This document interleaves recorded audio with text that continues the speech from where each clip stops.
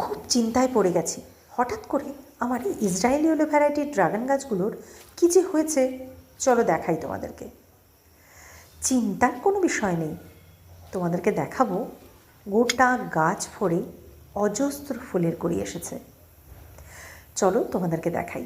দেখো প্রত্যেকটা ডালে কোনোটাতে দুটো, একটা, তিনটে, চারটে ফুলের কুড়ি কিন্তু দেখা যাচ্ছে।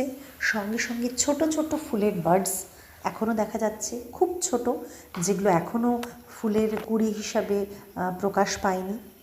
গোটা গাছ প্রত্যেকটা ডালে, প্রত্যেকটা গাছের ডালে সমান তালে কিন্তু কুড়ি দেখা দিয়েছে। অথচ দেখো গাছটা কিন্তু সঠিকভাবে পরিচর্যা এখনও পর্যন্ত বড় পরিসরে লাগিয়ে বড় জায়গায় কিন্তু গাছগুলো বড় হয়নি।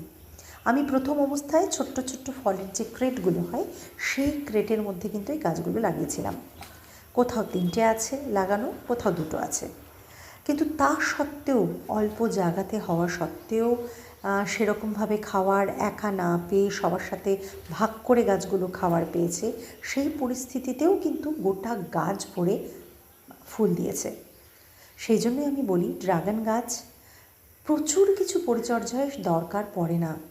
আমি বারবার ছাদ বাগানীদের ইন্সপায়ার করতে চাই যে তোমরা চাইলে খুব অল্প পরিশ্রমেই এই গাছটা ছাদে লাগাতে পারো এবং সঠিক পরিচর্যার মাধ্যমে গাছ ভরে ফুল ফলও পেতে পারো।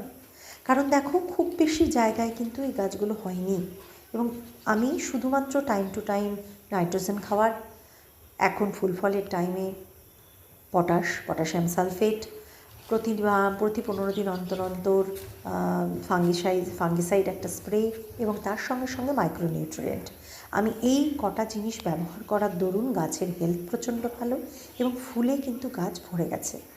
কাজেই সবার কাছে অনুরোধ, একটা করে হলেও ছাদ বাগানে ড্রাগন গাছ লাগাও।